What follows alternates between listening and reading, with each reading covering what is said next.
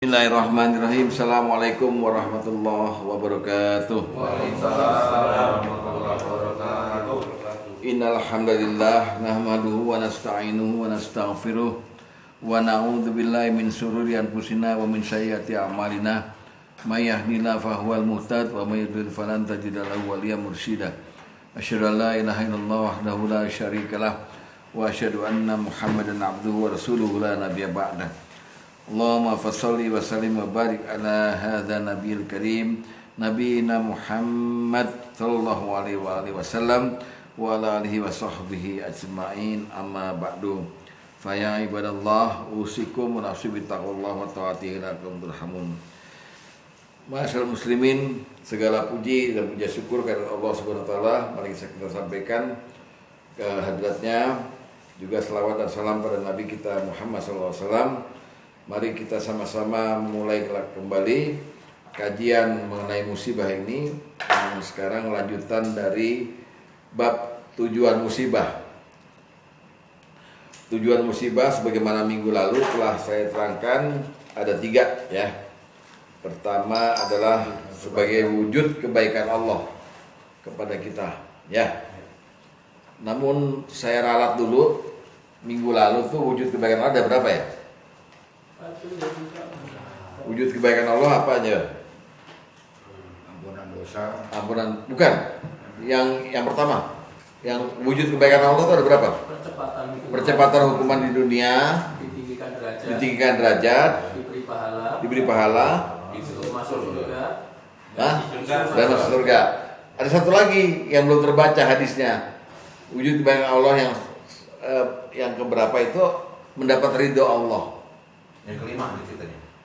Yang itu 4 plus 5. yang wujud kebaikan Allah. Mungkin ketiga malah. Karena surga terakhir kan. Iya. Jadi 5 kan? ya pertama percepatan hukuman. Ditinggikan derajatnya, diberikan pahala, diganti dengan surga. nomor 4 dulu diberikan ridho Allah. Oh, 4 dulu. Diridhoi Allah. Ganti nih nomor 5. Diridhoi Allah, dicintai dan diridhoi Allah. Nah, hadisnya hadis nomor 3 itu kalau nggak salah, yang minggu lalu. Bunyinya hadisnya begini. Inna izomal jaza ma izomil bala. Sungguhnya besarnya pahala tergantung besarnya musibah. Wa inna allaha iza ahabbal qaum ibtalahum. Dan sungguhnya kalau Allah mau mencintai seseorang, Allah beri banyak dia musibah. Jika dia ridho dengan musibah itu, Allah ridho padanya. Nah itu dapat ridho Allah. Jika dia murka, Allah murka padanya. Jadi kebaikan Allah adalah ketika orang dapat musibah ridho, Allah berikan dia ridho. Itu hadis ya.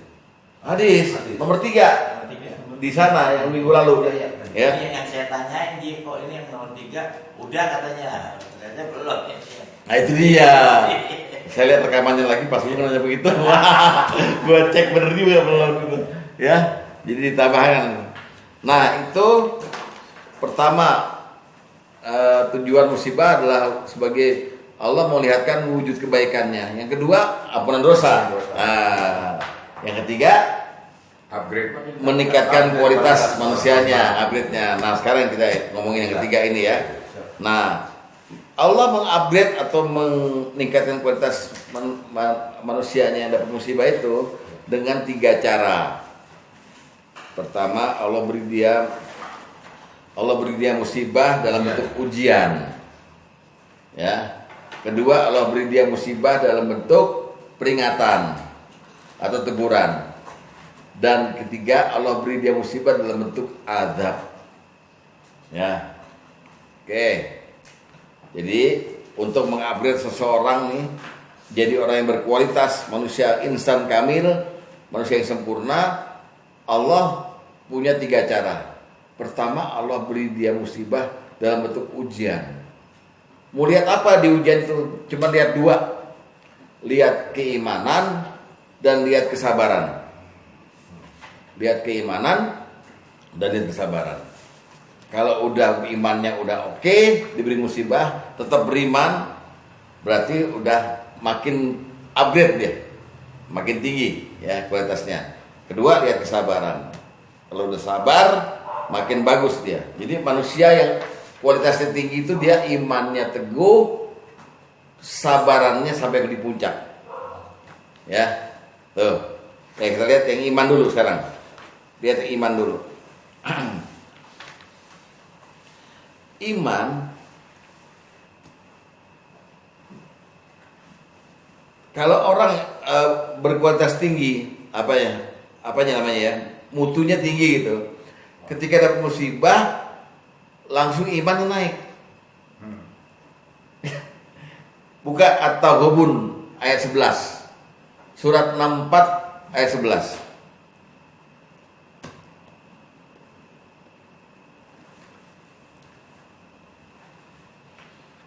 A'udzubillahi minasyaitonirrajim. Ma asaba min musibatin illa biiznillah.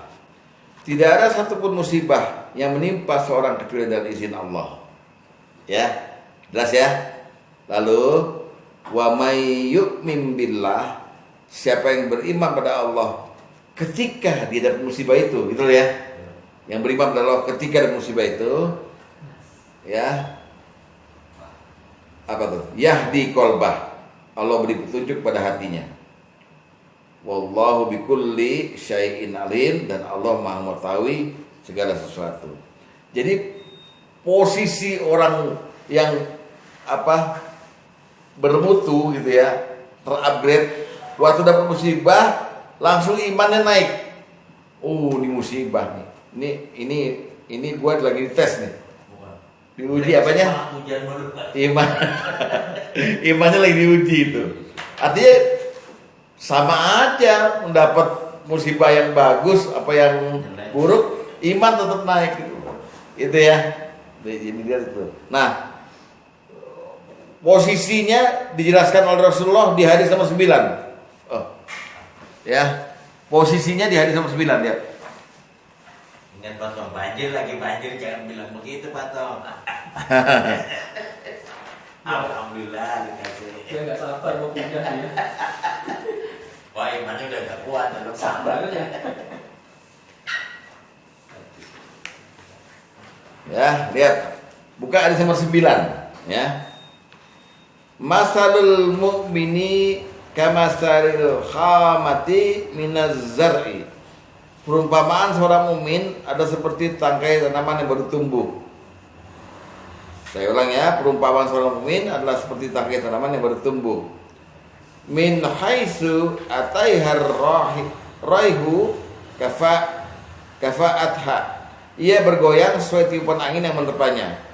Ketika angin sudah terbang, sudah tenang, dia kembali seperti semula. Itulah gambaran bala atau musibah yang menimpa seorang mukmin.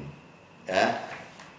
Dia orang mukmin tuh mau anginnya kenceng kayak apa, dia ikut aja sama angin tuh. Dia udah tahu. Sedangkan orang fajir atau orang berdosa seperti tangkai tanaman yang keras dan lurus, sampai akhirnya Allah patahkan dia sesuai kehendaknya. Ya, oke paham? Orang beriman dapat goyangan dari Allah, ya ikut aja. Dia tahu ini dari Allah gitu. Nanti kalau udah tenang goyangannya, ya udah kembali lagi. Tapi kalau orang orang ini tegang dia, orang fajir, waduh, ngeluh segala macam, patah rock. Ya. Ya kalau orang alim tadi ngelawan angin ya lo, wah berat. Nah itu orang fajir, angin dilawan, waduh. Ya udah akhirnya patah sendiri. Patah, ya. Itu maksudnya, jadi upgrade dirinya terupgrade gitu. Musibah bukan apa-apa ini. Ya. Nah, Allah sindir juga di dalam Al-Ankabut ayat 2. Asiban nasu ayyufraku ayyakulu amanna wa hum la yuftanun. Jadi ini kepastian orang beriman itu pasti dikasih musibah. Yang enggak enak ya. Pasti dikasih musibah yang enggak enak. Di Al-Ankabut ayat 2 disebut ahasiban nasu, apakah engkau mengira ayyutraku ayyakulu, engkau dibiarkan begitu saja, ditinggalkan oleh Allah dengan mengatakan saya beriman, aman wahum la yuftanun, sedangkan mereka itu orang beriman belum diuji. Nah Allah lalu menerangkan bahwa dulu sebelum kamu orang yang beriman pasti lewat ujian, lewat musibah. Buka Al-Ankabut ayat 2 dan 3. Al-Ankabut ayat 2 dan 3. 23 ya? Iya, 2 dan 3. 2 dan 3. Apa kan? Al-Ankabut 23. 2 dan 3. Oh, 2 dan 3. Ahasiban nasu, apakah manusia mengira ayyutraku, mereka akan dibiarkan saja, ayyakulu, mereka berkata amanna, kami telah beriman, wahum la yuftanun, sedangkan mereka belum diuji lagi. Ya. Walaqad fatanna allazina min qablihim, sungguh kami telah memberikan musibah, menguji orang-orang sebelum mereka. Ya. Nah, ini tujuannya, lihat. Walaya lamannallahu allazina sodaku, Allah akan mengetahui dengan ujian itu dan musibah itu siapa yang benar-benar imannya, walaya mannal kadzibin, siapa yang imannya bohong. Tuh ya.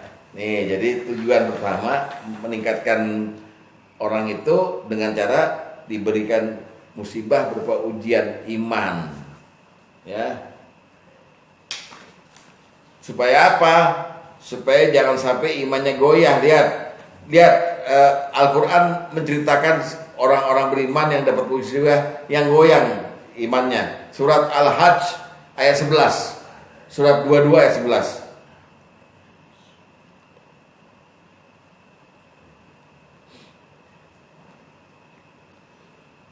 Ya.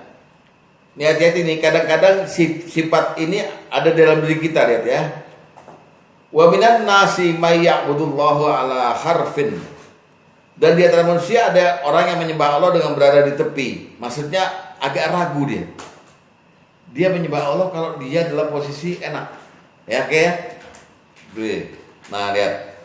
Wa in asabathu Wa in asabahu khairun, ya. Kalau dia diberikan kebaikan, nah, atma'an nabi, maka dia tetap gitu beriman. Tapi wa in asabathu fitnatun, kalau diberi bencana atau ujian atau musibah, ya, baru inqalaba ala wajhi, maka berbalik dia ke belakang, udah gak beriman lagi. Nah, rugilah dia di akhirat. Yang demikian kerugiannya nyata. Jadi orang beriman yang goyah tuh kayak gitu tuh. Ini beriman nih, wah enak terus hidupnya. Subuh jalan ke masjid lancar, ngantor segala macam enak gitu. Begitu dihantam satu kali tuh, berbalik dia, ya Allah nggak adil. Saya kan nggak ngapa-ngapain. Nah ini gua gawatnya ini. Itu downgrade langsung imannya gitu. Gak tahan uji juga. Iya, nggak tahan uji. Jadi upgrade-nya kalau dia tetap aja beriman, sulit kan, ya. Ya Ustaz. Lu jangan muji terus, kasih duit dong, muji mulu, duitnya kapan? Riba. Itu yang beriman. Sekarang yang sabar. Musibah untuk melihat meningkatkan orang ini mengupgrade dengan jalan sabar apa enggak. Kalau tadi beriman apa enggak kan? Ya. Nah, kita ingat nih Al-Baqarah. Al-Baqarah 153. Al-Baqarah 153. Udah sering kan? Maaf, Al-Baqarah 155 ya. Ini kita rinci aja nih. Tadinya disangkain orang ini ujian, bukan musibah ya. Ini ujian ya. Tapi ternyata lalu Allah simpulkan itu musibah itu. Walanabluwannakum, dan akan aku uji kamu, akan aku coba kamu, bisyai'in minal khauf, dengan sedikit ketakutan, walju dan kelaparan, wa naqsin dan kekurangan, minal amwal kekurangan harta, wal anfus kekurangan jiwa meninggal, was samarat dan kekurangan buah-buahan atau kurang vitamin, sakit ya. Wa basyiris sabirin, dan berikan berita gembira untuk orang-orang yang sabar. Siapa itu? Nah, orang sabar tuh orang yang tadi nerima yang tadi semua tuh kekurangan-kekurangan tuh. Alladzina idza asabathum musibah. Baru ujian tadi namanya musibah. Mereka yang diberikan oleh aku, kata Allah, yang tadi yang saya sebut tadi tuh, kekurangan jiwa, harta itu, ya, Lalu mereka cuma berkata, inna lillahi wa inna ilaihi rajiun. Kita milik Allah dan kita hanya akan kembali padanya gitu. Terus ulaika alaihim, mereka itu orang-orang yang salawatun, yang diberi kemuliaan oleh Allah, mir rabbihim, dari Tuhan mereka, warahmah, dan diberikan rahmat, walaika humul muhtadun, dan mereka diberikan petunjuk. Ini upgrade-nya. Setelah nerima musibah sabar, Allah ganjar dengan 3, salawat, rahmat, dan petunjuk. Ini upgrade-nya jadinya. Gara-gara sabar dapatnya 3. Yang tadi gara-gara musibah dapatnya iman, imannya naik. Nah, ini namanya upgrade nomor pertama. Musibah berupa ujian untuk mengetes tingkat kesabaran dan tingkat keimanan. Sampai sini apakah jelas? Ya, makanya sabar itu adalah pemberian Allah yang sangat luas. Kalau Bapak udah dikasih sabar tanpa meminta, itu namanya Bapak udah terupgrade. Oh, sabar nih orangnya. Karena ada orang yang nggak sabar, ya. Sabar ada 7.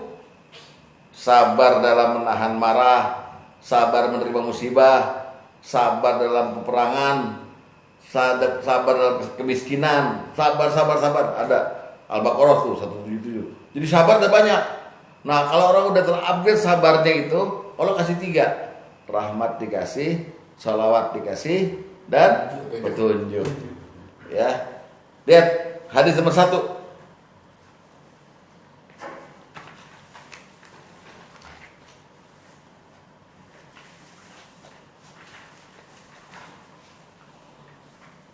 Dari Abu Sa'id Al-Khudri radhiyallahu anhu bahwasanya Rasulullah SAW bersabda, "Ma'utiya ahadum min ata'in khairun wa awsa."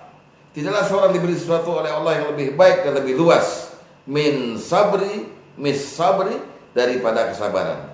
Jadi kesabaran itu adalah pemberian Allah yang paling baik dan paling luas jangkauannya. Nah, salah satu praktek kesabaran yang paling tinggi nilainya di sisi Allah adalah puasa Ramadan. Puasa Ramadan itu praktek kesabaran paling tinggi. Karena kesalahan kecil Allah yang nilai, kesalahan gede Allah juga yang nilai. Jadi jurinya Allah langsung, ya kan? Gak boleh marah, gak boleh pokoknya itu sabarnya tingkat tinggi tuh. Dibanding sama sabar menghadapi musibah gak ada apa-apanya. Ramadan paling tinggi tuh. Ya, nggak sabar duit tajil segitu. Coba Bapak bayangin, kalau Bapak ngabuburit, ya, ke Villa Dago, ke siapa? Pak Is.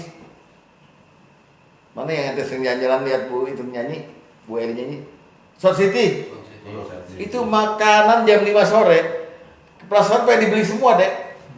Ada tahu isi, ada apa. Tapi begitu buka yang dimakan cuma 2 biji. Nah, waktu belinya itu perlu kesabaran. Ya kan gitu. Ya. Ada seorang wanita negro, wanita dari Afrika, dari Habsyah. Jadi dia itu udah dibilang sama Rasulullah sebagai penghuni surga. Lalu dia datang pada Rasulullah. Aku punya penyakit ayan. Nah, setiap aku kambuh ayanku gitu, itu auratku terbuka. Maka dia minta Nabi, tolong doakan saya sembuh. Tahu nggak? Nabi kasih pilihan. Saya bisa doain kamu, tapi saya kasih pilihan sama kamu. Saya doakan atau kamu mau sabar. Bayangkan tuh. Orang minta didoain sembuh, Nabi suruh milih. Kamu mau saya doakan supaya sembuh, apa mau sabar? Nah, lalu orang itu pilih. Ya udah, saya pilih sabar deh. Cuman kayak nggak enak kalau saya kambuh, aurat saya terbuka. Maka doakan aja deh Nabi supaya saya jangan terbuka auratnya. Mau kambuh nggak apa-apa, yang punya aurat jangan terbuka. Nabi doakan. Jadi kejadiannya begitu. Sabar tuh paling utama. Dalam Al-Quran ada 2 ayat yang disebut bahwa sabar itu min azmil umur. Min azmil artinya sesuatu urusan yang perlu didahulukan. Azmil itu agung. Jadi sabar itu wajib. Rasulullah dalam hadis lain bilang wasabru sawabuhul jannah. Sabar nggak ada balasannya kecuali surga.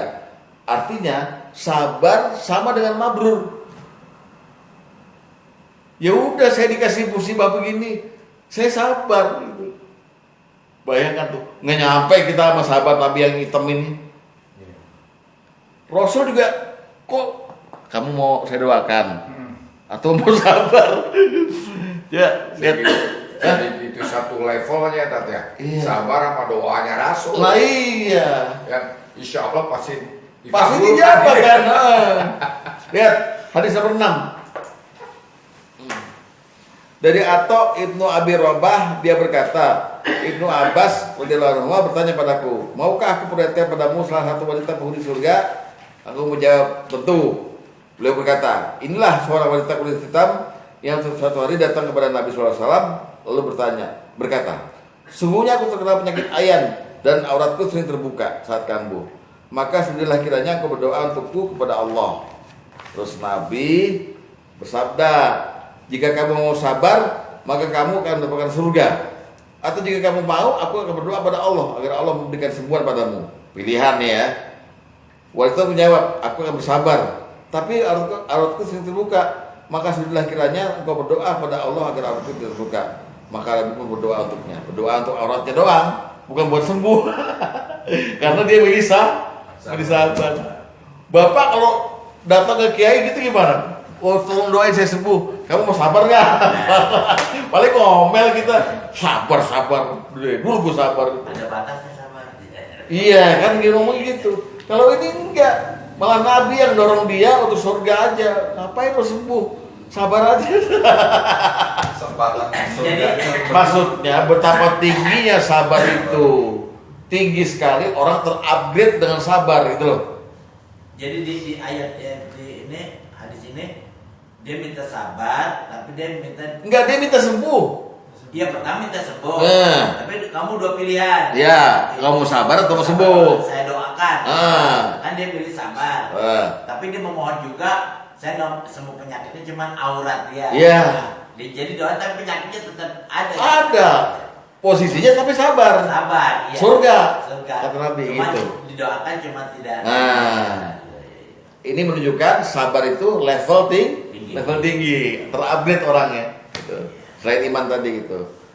Sehingga kesimpulannya iman dan sabar tadi hadis nomor 3. Rasulullah SAW bersabda, as-sabru nisful iman. Kesabaran adalah separuh dari iman. Wal yaqinul imanu kullu. Dan yakin adalah keseluruhan dari iman. Jadi sabar ya iman juga. Separuhnya iman tuh sabar. Gitu ya. Mantap. Sabar Pak Tom. Sabar. Banjir sering banget. Ya kalau orang dihantam musibahnya berturut-turut ya kalau nggak sabar bisa stres. Jelas. Tuh, markir sama istri yang sakit, kehujanan, pulang-pulang kulkasnya ngambang, listriknya mati, mobilnya lecet, tabrak motor, apalagi, ya gitulah. Ada lagi seorang ustadz yang Cina dari Soka tuh. Sabar, terus jatuh ke preset subuh-subuh. Aduh.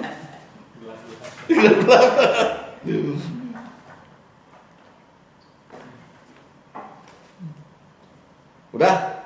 Ya, itu bab pertama. Itu cara pertama Allah meningkatkan upgrade manusia dengan cara memberikan musibah untuk mengetes kesabaran dan keimanan pertama. Yang kedua dan ketiga ini hampir sama sebetulnya, yaitu Allah memberikan musibah lewat dalam bentuk peringatan atau teguran dan azab. 2 dan 3 ya, sama. Sebenarnya tujuannya diberikan musibah dalam bentuk peringatan, teguran dan azab. Tujuannya cuma satu. Allah kepengen orang itu terupgrade, dia menjadi orang yang sadar balik bertobat. Tujuannya itu, hanya itu. Kalau orang udah bertobat, levelnya tinggi. Karena orang bertobat itu sebenarnya sama dengan orang maksum. At-taibu minaz-dzambi kama la dzambala. Orang yang bertobat sama dengan orang yang punya dosa.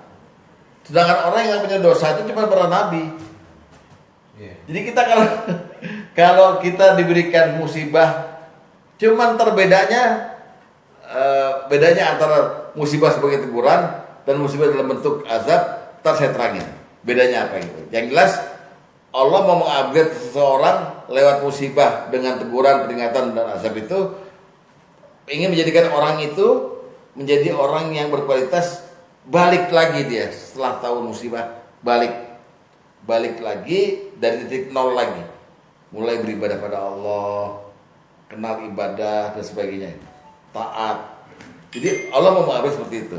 Ayo kita lihat dulu surat Al-A'raf 168. Surat Al-A'raf 168.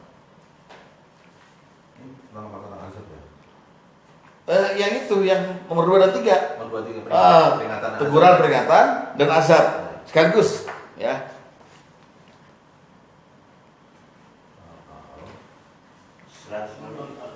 168. Ya. Perhatikan baik-baik ya ayatnya ya, supaya jelas ya. Wa qata'nahum fil ardi ya umaman minhumul salihuna wa minhum duna dzalik. Dan kami bagi-bagi manusia itu di dunia ini menjadi berapa golongan. Di antaranya ada orang yang soleh dan ada yang tidak soleh. Oke? Lihat pernyataan Allah selanjutnya ya. Wa balawnahum, dan kami uji mereka bil hasanati, dengan musibah yang baik-baik, wasaiati, dan musibah yang buruk, la'allahum yarji'un, agar mereka apa? Kembali. Nih. Jadi orang dapat musibah ya, dapat ujian sesuatu yang baik yang ini intinya supaya mereka ingat siapa yang ada di balik musibah ini. Balik mereka ke Allah. Kalau dia dapat yang baik-baik, balik bersyukur dan lebih taat. Dia dapat yang musibah yang buruk-buruk, balik juga ke Allah. Ya Allah, mikir, ini teguran nih. Ada apa ya Allah gitu. Orang kalau udah bisa begitu Pak, naik, upgrade. Jadi orang sadar, Pak nggak? Sadar, ya, gitu ya. Itu pertama tuh ayatnya. Ini kalau azabnya ini juga untuk orang Islam. Belum, iya. Ini memang untuk orang beriman dulu. Baik yang azab juga. Ini sekarang yang peringatan dan teguran, ya, peringatan dan teguran dulu. Sekarang yang azab, kita lihat surat 46 ayat 27. Apa kan? Surat 46 Al-Ahqaf ayat 27.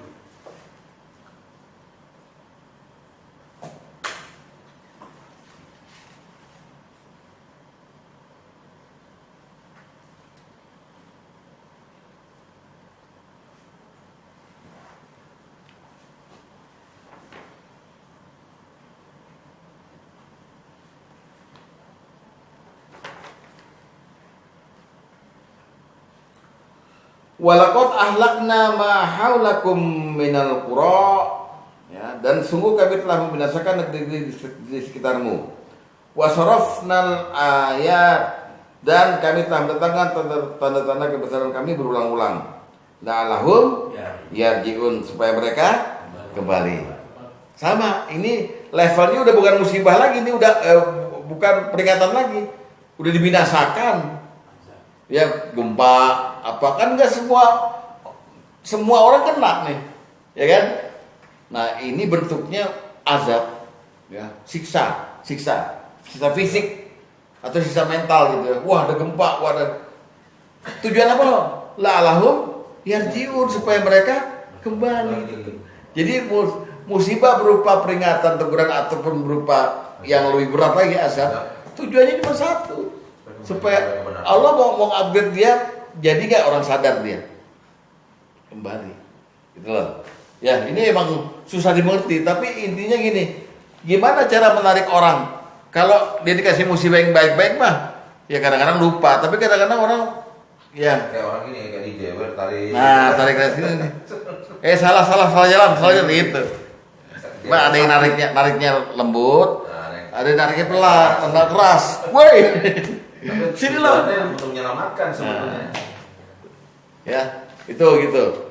Ya, kalau kita lihat orang-orang Palestina itu, waduh, ampun, masih Allahu Akbar.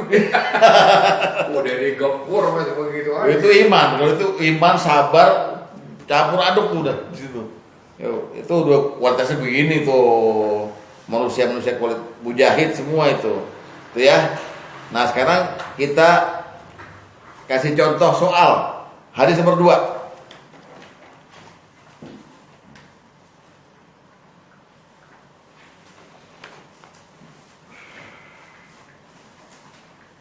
Dari Aisyah istri Nabi SAW bahwasanya ada seorang laki-laki yang membaca ayat. Ayatnya bunyinya man ya'mal su'a yujza bihi. Siapa yang berbuat jelek, dia akan mendapatkan balasan karenanya.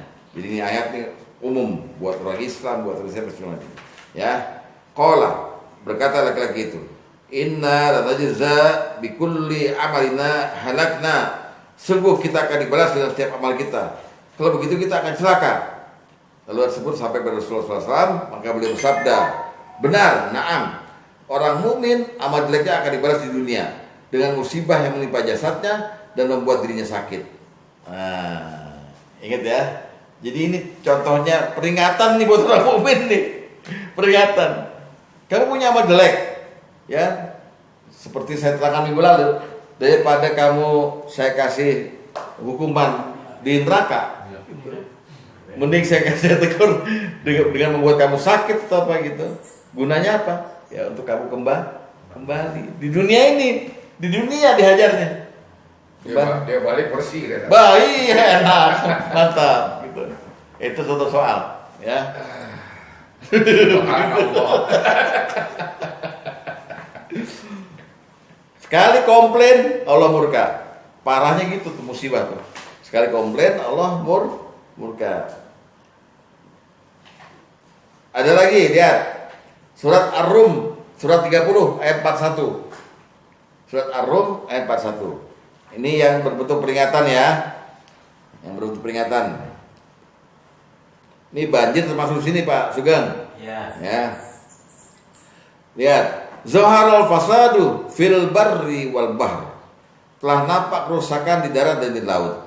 Bima kasabat aidin nas, karena ulah tangan manusia ya. Lihat, liyudul ladzi amilu, agar Allah merasakan kepada mereka akibat perbuatan mereka. Jadi Allah kasih dia musibah supaya mereka sadar, ini mah gue sendiri yang buat ulah gitu loh. Saya sendiri yang buat ulah nih. Allah timpakan gitu agar mereka kembali. La'allahum yarji'un. Jadi Allah peringatkan nih lewat banjir lewat apa, udah kita ini yang salah nih. Itu peringatan, ya.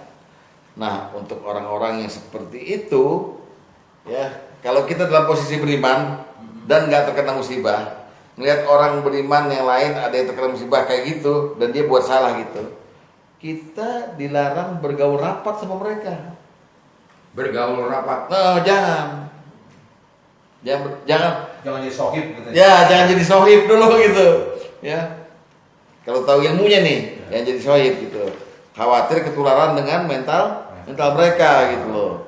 Ya. Dan khawatir pula kita terkena teguran dari Allah gitu ya. Nah, hadis nomor 8.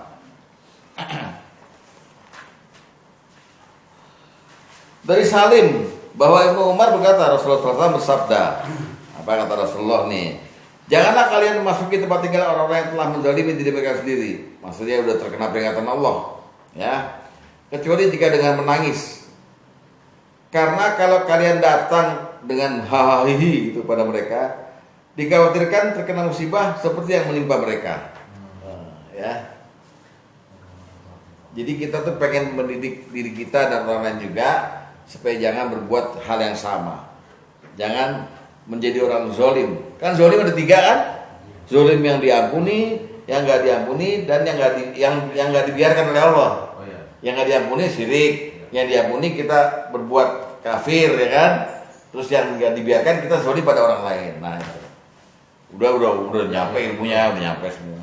Maksudnya zolim tuh April tahun lalu loh. Padahal dia tahu kebersihan adalah sebagian daripada iman. Ya.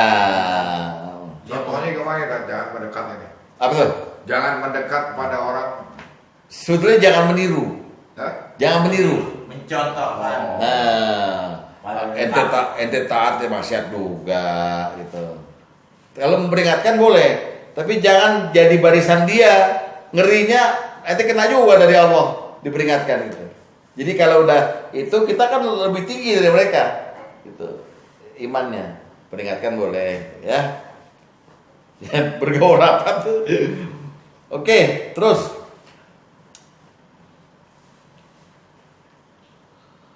kemudian azab juga nyampe ya kepada orang Islam, orang beriman ini apabila orang beriman ini sifatnya cuek. Ya, Pak. Cuek dengan lingkungan. Ya, orang salah didiemin gitu ya. Hati-hati. Ya. Lihat hadis nomor 4. Ini azab nih. Hadis nomor 4, lihat. Ya.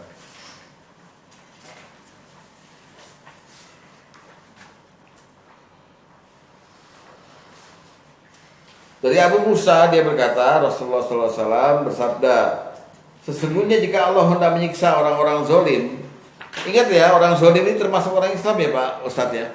Ingat ya. Maka dia akan menyiksanya tanpa ada satu pun yang tertinggal. Siksa semua, diratain. Oke. Kemudian beliau membaca, dan begitulah nasib azab Tuhanmu apabila dia mengazab penduduk negeri-negeri yang berbuat zolim. Jadi ini peringatan yang tercantum dalam Al-Anfal 29 tuh loh. Al-Anfal 25. Takutlah kamu kepada azab yang tidak hanya menimpa orang yang soleh di antara kamu aja secara khusus, orang zolim secara khusus, ya. Al-Anfal 25 itu loh, khosoh itu, yang khosoh itu, ya. Jadi Allah akan kirim azab merata kalau ada orang mukmin yang membiarkan orang lain berbuat zolim, azab merata. Ini namanya musibah yang berupa siksa. Buat siapa? Buat semua. Buat semua. Baik yang berbuat zolim kena, orang soleh juga kena. Itu kalau tidak diberitahu gitu ya. Iya, ya kan? Gue jadi ikut kena, lo tau nggak? Iya, iya, bisa gitu ya. Jadi ya, Ini dia makan ini elaborasi dari hadis nomor 8 tadi ya. Iya, iya. Di backup sama ayat ya. Sama ayat. Ya, berbentuk azab gitu. Jenisnya bisa macam-macam, bisa berbentuk penyakit Ya. secara umum. Wabah. Nah, coba hadis nomor 7 lihat.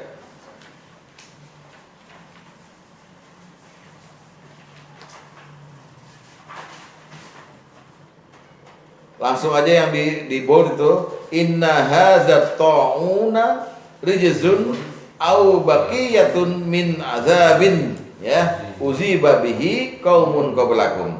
Sungguh penyakit lepra ini adalah siksaan atau sisa azab yang ditimpakan pada satu kaum sebelum kalian. Pasti ada yang diperbuat oleh mereka nih. Ya. Jadi azab bisa berbentuk dengan wabah penyakit. Kan bisa Bapak lihat nih, orang-orang nyebutnya musim pancaroba.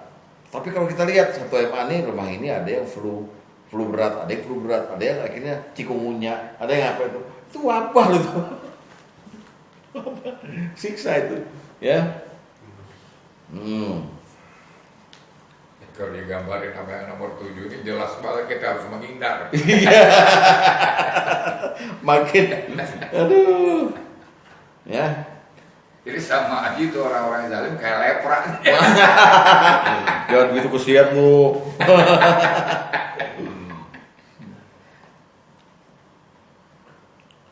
Lalu kita lihat lagi satu contoh soal.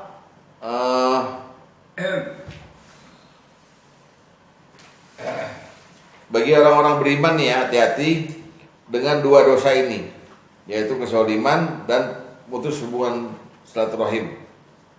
Dikirim azab juga. Lihat hadis nomor 5. Hadis nomor 5. Ya, musibah berbentuk azab ini.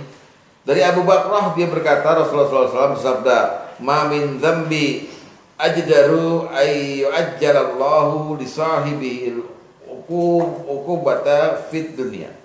Tidak ada perbuatan dosa yang lebih layak bagi pelakunya dipercepat hukumannya di dunia ini selain perbuatan zalim dan putus silaturahim.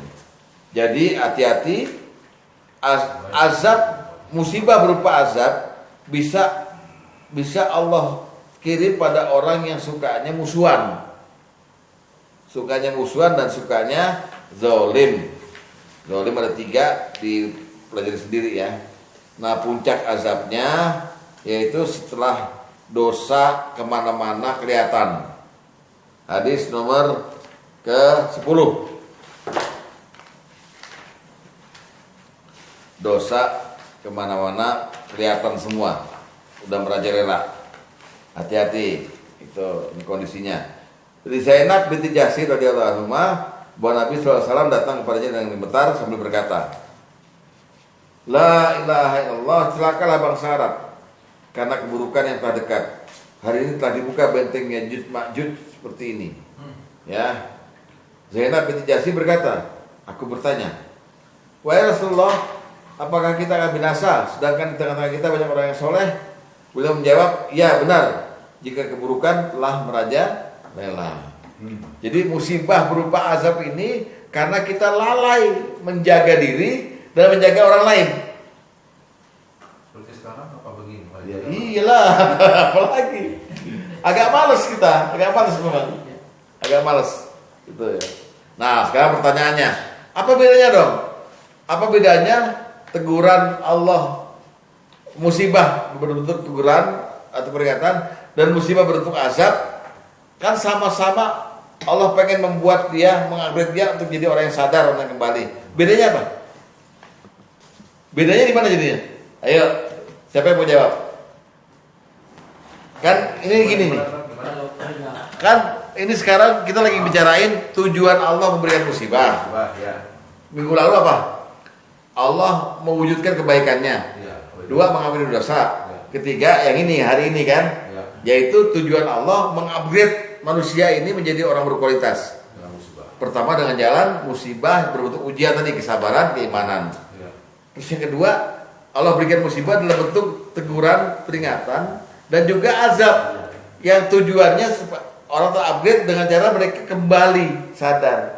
Nah, bedanya sekarang apa nih? Bapak bisa bedain nggak?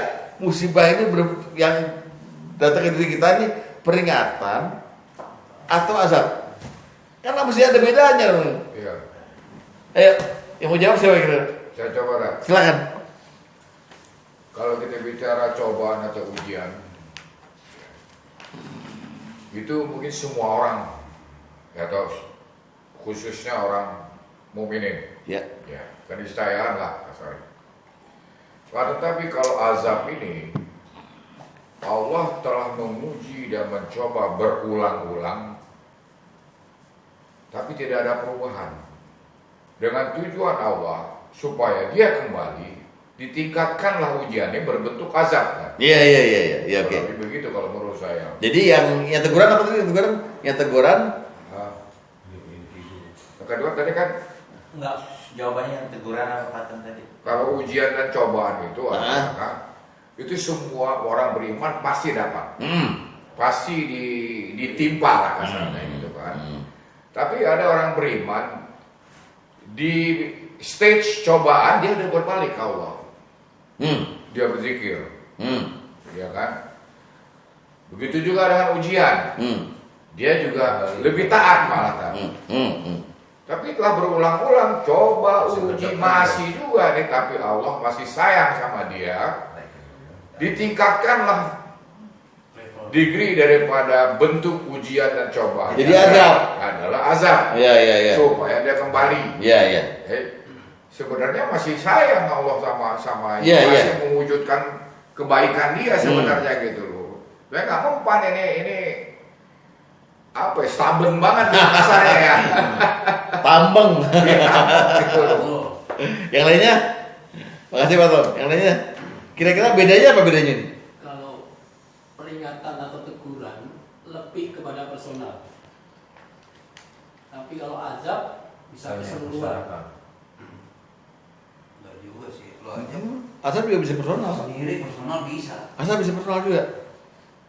Yang lainnya? Peringatan, kalau peringatan memang kayak Pak Tom bicara ngomong tadi itu peringatan buat diri kita pribadi suatu teguran bagi Allah. Iya, teguran peringatan. Iya, peringatan, teguran. Terus Kalau memang udah benar-benar udah nggak ingat dengan peringatan itu, dengan teguran itu, mau nggak mau Allah akan mengazab dia biar dia sadar. Lebih besar kayak hukuman lah. Hukuman benar-benar 7 tahun. Tiba-tiba dikasih 20 tahun. Hukuman itu aja seumur hidup lah. Biar diinsaf di dalam kayak begitu aja saat dulu di dunia kayak gitu. Ini azab sebenarnya udah teguran sangat keras. ya. Yang lainnya? Semua kalau dihimpun semuanya benar semua. Jadi kalau musibah yang Allah berikan kepada manusia ini sebagai peringatan dan teguran tuh, biasanya yang menerima teguran peringatan itu kembalinya cepat, Iya. tunduk, merendahkan diri kepada Allah, jadi khusyuk, jadi takut. Tapi kalau yang berbentuk azab, penerimaan orangnya itu nggak balik kepada Allah, malah putus asa. Putus asa. Makanya kita langsung bilang ini azab. Iya, orangnya tambang soalnya. Jadi apa ya? Malah. Dicubit dikit tadi. Nah, itu. Coba kita lihat surat Al-A'raf 94 dulu. Al-A'raf 94. Surat 7 ayat 94. 3 itu ya. Iya. Kami tidaklah mengutus seorang nabi pun pada suatu negeri, lalu nabi yang diutus itu didustakan oleh penduduknya, kecuali kami timpakan pada penduduknya kesempitan dan penderitaan, musibah kan ya. Artinya negeri itu menolak nabi, ya kan, sehingga Allah kasih musibah terus buat peringatan. Iya. Supaya apa? Kata Allah, supaya mereka tunduk dengan merendahkan diri. Nah, artinya orang yang ditegur itu kecenderungannya tunduk dan merendahkan diri. Iya. Ya. Orang ditegur nih sama Allah, tunduk merendahkan diri. Beda dengan ini. Surat Al-An'am ayat 44. Surat 6 ayat 44. Oh. Das. Iya. Ngelamun dulu. Beda kan? Nah, itu sama, diberikan musibah nih. Dihajar tadi, set gitu. Diam langsung. Bengong dia. Gitu. Allah ceritakan begitu. Maka tatkala mereka melupakan peringatan yang telah diberikan pada mereka, kami pun membukakan semua pintu kesenangan untuk mereka. Dah kan? Azab. Sehingga apabila mereka bergembira dan apa yang mereka sekitar, kami siksa mereka dengan sekonyong-konyong, ceder. Maka ketika itu mereka terdiam, berputus asa, nggak kembali kepada Allah. Itu bedanya. Jadi kalau ini azab juga ya. azab ini azab. Berarti sekarang kayak cenderungnya yang Iya. sampai ke azab itu. Nah itu bedanya ya. Dua-duanya dikasih musibah. Kalau yang ditegur biasanya kecenderungannya dia kembali. Iya. Wah, dia paham, sadar nih, terupgrade dia. Tapi kalau yang dikasih azab, Allah mau mengupgrade, dia nggak mempan. Jeder balik gitu. Putus asa. Bisa kita simpulkan bahwa azab atau ujian lapang banyak yang lebih fail daripada sukses. Gagal justru. Ya kita udah bahas Iya, ini. karena kufur. Hati-hatilah dengan kelapangan. Itu dia, karena kufur. Lihat lagi supaya lebih meyakinkan. Al-Isra ayat 83. Al-Isra 83.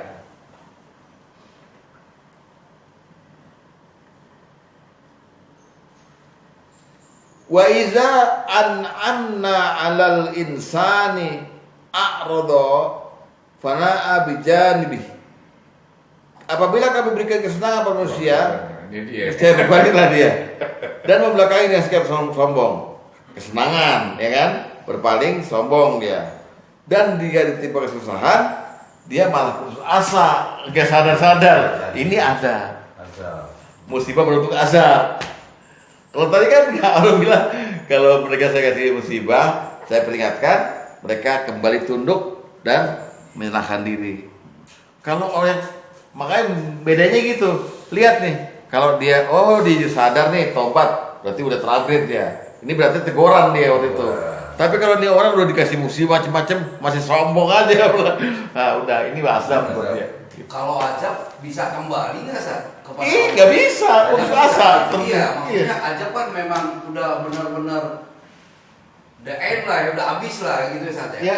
Lo peringatan sama teguran kan masih bisa kita tunduk, masih bisa Betul. ya, kecil lah, Iya. istilahnya kita sadar lah. Kalau azab benar-benar Allah udah benar-benar Iya, dikunci mati. Oh, kunci mati. Dia dikunci mati udah. Setelah azab apa? Cuma bengong aja dia. Gimana sih hidup nih? Nah itu hati-hati. Mana orangnya yang terupgrade malah downgrade dia. Langsung down. Kalau merasakan mati itu kan datangnya tiba-tiba. tiba-tiba konyol-konyol. Ceger. Iya.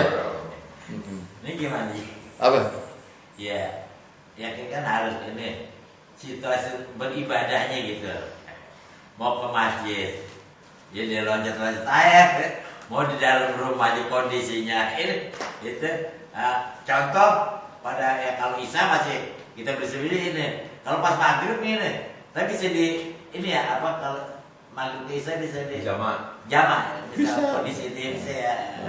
Ya situasinya pas maghrib nih, mau ke musola tergenang, mau di rumah tergenang juga ya. Ya kalau kalau Isya kan, misal hujannya pas Isya gitu. Biasanya keluhan orang banjir kan. Oh ini masalah banjir. Lu masih bengong aja nih. Ini kan kembali kata Haji kan. Iya, iya. Tetap kita ibadah jalan terus dong. Ya kalau saya pada saat itu ya pernah banyak-banyak ya saya aja. Udah saya bawa sarung aja celana yang udah diajar. Ini gua ajar sendiri, koma sendiri. Jadi kesimpulannya untuk minggu kemarin dan minggu sekarang bahwa Allah punya tujuan untuk menimpakan musibah pada manusia. Pertama, tujuan Allah adalah mewujudkan kebaikan Allah dengan 5 langkah, yaitu mempercepat hukuman di dunia, memberikan pahala, memberikan derajat, memberikan ridho dan surga. Lalu Allah juga punya tujuan pengampunan dosa. Dengan musibah itu, semua musibah menjadikan orang itu bahkan hanya tertusuk duri akan diangkat dosanya sampai orang Islam itu lebih baik disiksa di dunia ini gitu, diberikan musibah di dunia ini sehingga ketemu Allah dalam keadaan bersih dari dosa. Hari ini kita bicara tujuan yang ketiga yaitu upgrade manusia yang terkena musibah. Upgrade-nya berupa musibah berupa ujian kesabaran dan ujian keimanan, musibah berupa siksaan, teguran, peringatan dan azab. Demikian. Wassalamualaikum warahmatullahi wabarakatuh. Waalaikumsalam.